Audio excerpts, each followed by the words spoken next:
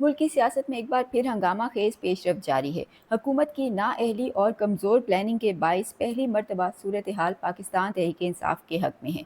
अब खबरें गर्दिश कर रही हैं कि बानी पाकिस्तान तहरीक इंसाफ और साबिक वज़ीर आज़म इमरान खान को एक बार फिर जल्द ही हस्पताल मुंतकिल किया जाएगा। सवाल उठाया जा रहा है कि क्या वज़ीर आज़म शहबाज शरीफ नाअहल हो जाएंगे, और सदर जरदारी ने भी अब पैकिंग शुरू कर दी है। इस तमाम तर सूरत हाल के ऊपर आज बात करेंगे, जबकि इमरान खान के खौफ में मुब्तला हुकूमत से एक मरतबा फिर संगीन गलती हो गई है। सुहेल आफरीदी के 27 सितंबर के लॉन्ग मार्च में हुकूमत किस तरह सहूलत कारी कर रही है, 20 लाख अफराद जमा करने में हुकूमत किस तरह सुहेल आफरीदी को सपोर्ट कर रही है, इस खबर को भी आज की वीडियो का हिस्सा बनाएंगे। मैं हूं सहरिश खान, मेरे यूट्यूब चैनल पर आप सबको खुशामदीद।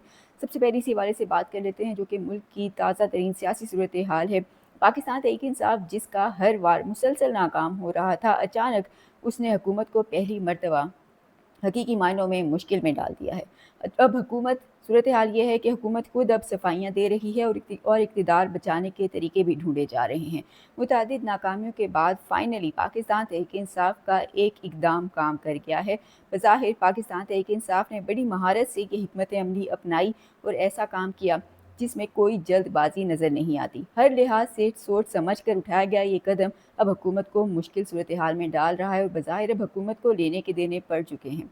पाकिस्तान तहरीक इंसाफ ने सुप्रीम कोर्ट के अंदर तौहीन अदालत की जो दरख्वास्त दायर की है, उसमें वज़ीर आज़म शहबाज शरीफ का नाम शामिल है। उनकी नाअहली की इस्तदा की गई है, लेकिन मोहसिन नकवी साहब का नाम शामिल नहीं किया गया। जब से ये दरख्वास्त दायर हुई है, इसी नुक्ते के ऊपर मुसलसल सोशल मीडिया पर भी हर जगह बात की जा रही है। इस तौहीन अदालत की दरख्वास्त में जिन अफराद को और जिस तरतीब में फ़रीक बनाया गया है, वो कुछ इस तरह से है।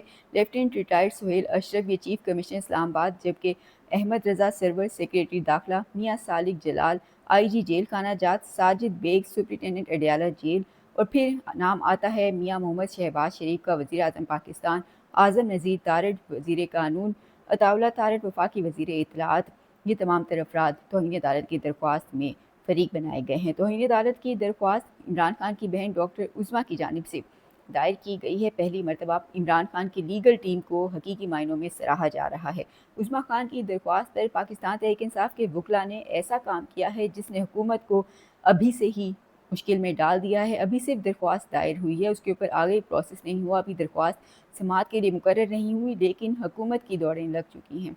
वकला ने यूसुफ रज़ा गिलानी केस का हवाला दिया है, जिसमें साबिक चीफ जस्टिस इफ्तिखार मोहम्मद चौधरी ने ख़त न लिखने के मामले पर वज़ीर आज़म को नाअहल किया था और फैसला सुनाया था कि असल ज़िम्मेदारी वज़ीर आज़म ऑफिस पर आयद होती है।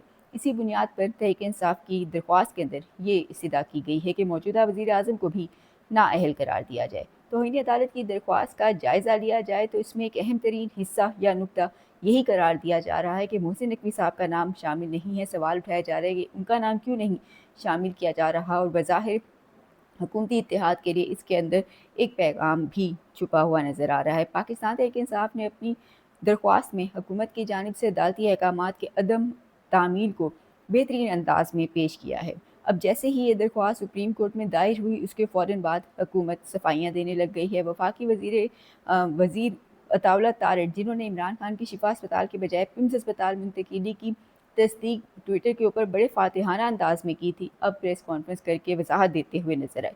अब खबरें गर्दिश कर रही हैं कि मुमकिन है मौजूदा हुकूमत से जल्द ही कुछ अहम मामलात के ऊपर कानून साजी करवाई जाए और फिर एक निगरान सेटअप आए, जो कि बहुत जिसका दौरानिया ज़रा लंबा होगा। इंतखाबात फ़िलहाल मुमकिन है कि शायद आपको आते हुए नजर ना आए, लेकिन इमरान खान को एक मरतबा फिर हुकूमत को जल्दबाजी में हस्पताल मुंतकिल किया जाएगा, इसके इम्कानात बढ़ गए हैं। इन्हीं दिनों एक बड़ी पेशरफ्त रावलपिंडी शहर के हवाले से भी हुई है, और जो कि रावलपिंडी शहर में पंजाब हुकूमत के महकमे दाखिला की दरख्वास्त पर फ़ौज को 6 माह के लिए तलब किया गया है। बज़ाहिर इन्हीं दिनों के अंदर ये एक इंतहाई मायनी खेज़ मामला देखने में आया है, जबकि इन्हीं दिनों में साथ ही ये भी खबरें गर्दिश कर रही हैं कि साबिक वज़ीर आज़म इमरान खान का मिलिट्री ट्रायल भी जल्द ही शुरू होने का इम्कान है।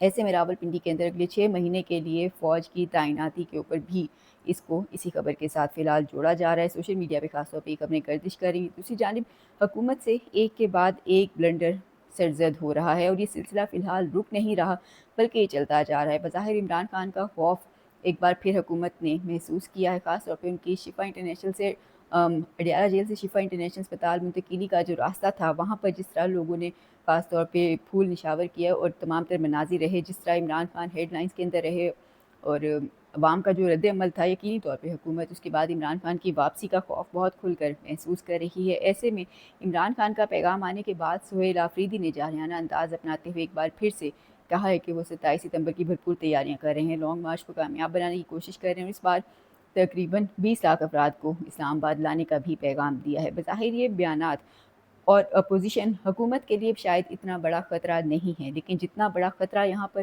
ابھی حکومت کے لیے مہنگائی ہے۔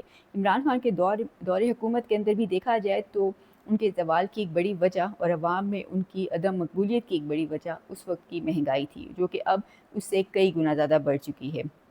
موجودہ حالات میں پیٹرول اور ڈیزل کی قیمتوں میں مسلسل اضافے نے عوام کی زندگی اجیرن کر دی ہے، مہنگائی آسمان کو چھو رہی ہے اور موجودہ حالات میں شاید سہیل آفریدی کو اتنی بڑی تعداد میں لوگوں کو باہر نکالنے کے لیے عملی طور پہ انہیں شاید اتنی محنت نہ کرنی پڑے، عوام کو ریلیف نہ ملا تو 27 ستمبر کی احتجاج کی کال میں مہنگائی کے ستائے عوام خود بخود شامل ہو سکتے ہیں۔ بظاہر اب کہا جا رہا ہے کہ پی ٹی آئی کو اس 27 ستمبر کی لانگ مارچ کو کامیاب بنانے کے لیے بندے اکٹھے کرنے کی ضرورت شاید نہ پڑے، کیونکہ حکومت نے خود ہی عوام کو مہنگائی کے ہاتھوں اس قدر مجبور کر دیا ہے کہ لوگ خود ہی اس لانگ مارچ کا حصہ بن سکتے ہیں۔ بظاہر اب جو بھی احتجاج کرے گا لوگ اس کے پیچھے جائیں گے، اور یہی کچھ حلیمہ خان کی اسٹریٹ موومنٹ کے اندر بھی دیکھنے میں آیا۔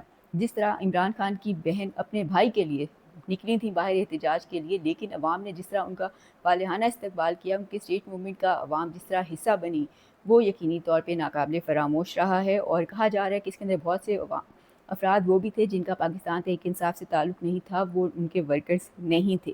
اب موجودہ حکومت نے مہنگائی کو کنٹرول نہ کیا تو سہیل آفریدی کے کہے بغیر ہی ایک بڑی تعداد میں خدشہ ظاہر کیا جا رہا ہے کہ لوگ اس لانگ مارچ کو جوائن کر سکتے ہیں۔ دوسری جانب سینئر صحافی حامد میر کہتے ہیں کہ صدر مملکت آصف علی زرداری ایوان صدر چھوڑنے کے لیے تیار ہیں، وہ اپنا ذہنی طور پہ خاص طور پہ وہ بالکل تیار ہیں، وہ سمجھتے ہیں کہ آنے والے دنوں میں ان کو عہدہ چھوڑنا پڑ سکتا ہے۔ ایوان صدر کہا جا رہا ہے کہ جلد ہی خالی ہونے جا رہا ہے۔ موجودہ حالات میں بظاہر خبر درست بھی لگتی ہے، پچھلے کئی مہینوں سے 28ویں آئین ترمیم کا چرچا بھی ہے، اور پھر اب اچانک نئے صوبے، نئے انتظامی یونٹس یا پھر صدارتی نظام، یہ سب معاملات وہ ہیں جن کے اوپر پہلے ہی خبریں یہاں پہ گردش کرتی